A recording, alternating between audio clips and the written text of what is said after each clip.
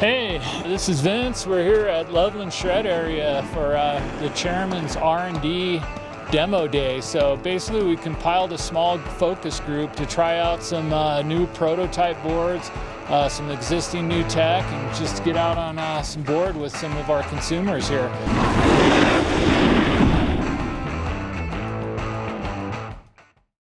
Hey, it's Vince. We're here at Love to Shredland, and I've got Matt here, and we're doing a kind of a focus group and getting people on some of our 22, 23 models, and you know, some other prototype stuff, and just kind of getting some feedback and letting some people ride it. We have awesome conditions here today, and Matt got to ride the 22, 23 Swift.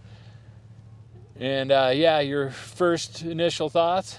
Yeah, I love it. It's great for powder, obviously. I mean, it's a powder board. I think it's the right size, too, all the way around. It's definitely wide enough that kind of just gets right there. It keeps you up, lifted up pretty high when you're going through the powder, but it just charged right through everything, too, which is nice.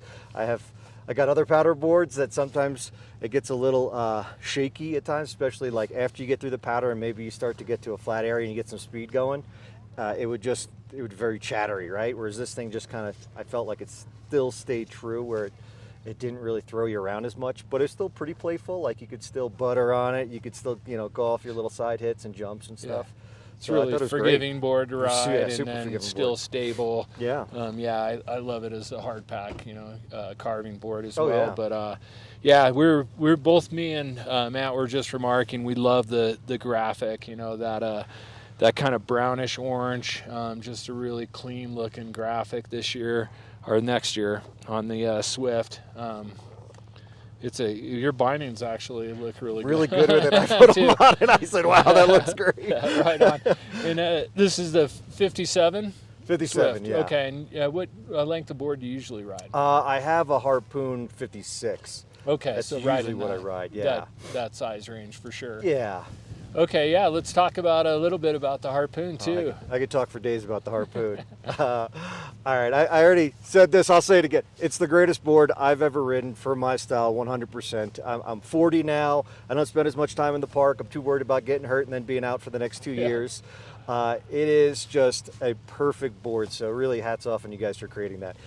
If you were to put a scale of 1 to 10 of like every which way you can judge a board, carving, ollie, turn initiation, whatever the case may be, like I don't know if the Harpoon would get like a 10 in anything, but it gets like an 8 or a 9 in everything. It is just such a great board. There's nothing you can't take it into. Like if there's a time where I say I can only take one board with me and I look at the quiver, it's always that one. Yeah, because a lot of people only have one board. Yeah, so, yeah. It's just so much fun. It's playful. It can carve. You could bring it into powder.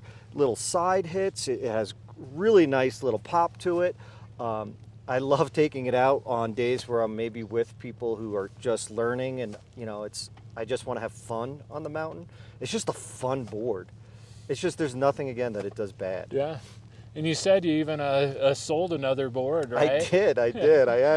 I initially had an Orca actually, and then I kept hearing so much hype about the Harpoon. I bought the Harpoon and I was riding the two of them pretty regularly, and then eventually I just found out, like I realized I was never riding the Orca. I just kept going back to the Harpoon, so I said, you know what, I'll just have to sell the Orca because it's just sitting there. So it's safe to say the Harpoon is the Orca killer. I think so, yeah. Right on, man. Well, yeah, we've got some new bases on our shaper boards.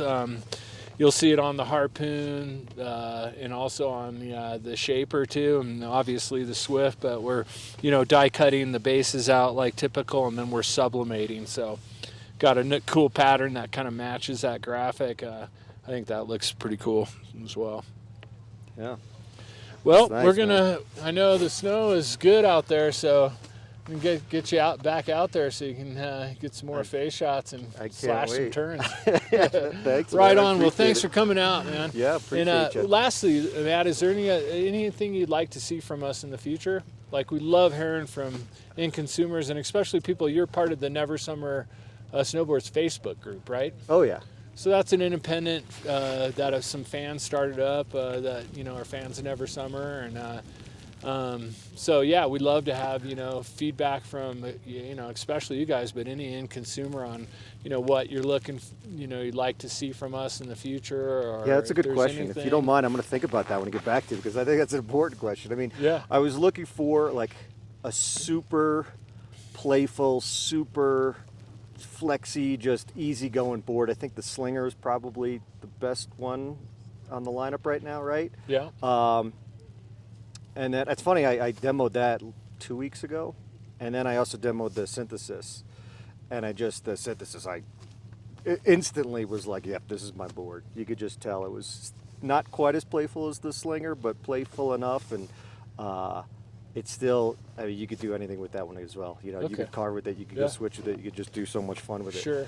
I don't know if I would probably say something maybe a little bit softer than the Slinger, even if possible. Oh yeah. Okay. If possible. Yeah. But I'll think about Super. a better one to get with you. But All right. Well, sounds good, man. Cool, We'll man. let you get out there.